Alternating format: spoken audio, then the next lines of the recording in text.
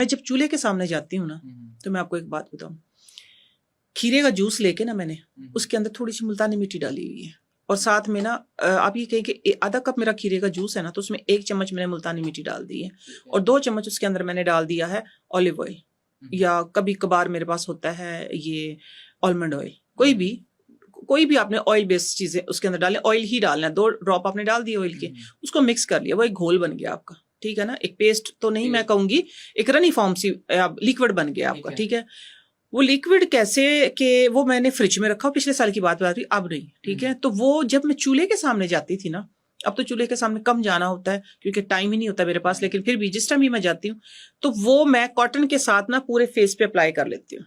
तो वो एक लेयर आ जाती है, ठीक है। तो मुझे लगता है कि जिस तरह अब मुझे लगता है कि हीट जो है ना वो कम, और उससे मुझे बहुत फर्क पड़ा। मैं जब चूल्हे के सामने जाती हूँ ना, तो मैं आपको एक बात बताऊं, खीरे का जूस लेके ना मैंने उसके अंदर थोड़ी सी मुल्तानी मिट्टी डाली हुई है और साथ में ना आप ये कहें कि आधा कप मेरा खीरे का जूस है ना, तो उसमें 1 चम्मच मैंने मुल्तानी मिट्टी डाल दी है और 2 चम्मच उसके अंदर मैंने डाल दिया है ऑलिव ऑयल, या कभी कभार मेरे पास होता है ये आलमंड ऑयल। कोई भी आपने ऑयल बेस्ड चीजें उसके अंदर डालें, ऑयल ही डालना है, 2 ड्रॉप आपने डाल दिए ऑयल के, उसको मिक्स कर लिया, वो एक घोल बन गया आपका, ठीक है ना। एक पेस्ट तो नहीं मैं कहूंगी, एक रनी फॉर्म सी लिक्विड बन गया आपका, ठीक है।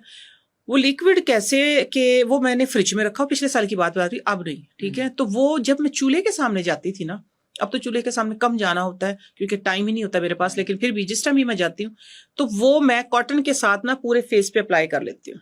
तो वो एक लेयर आ जाती है, ठीक है। तो मुझे लगता है कि जिस तरह अब मुझे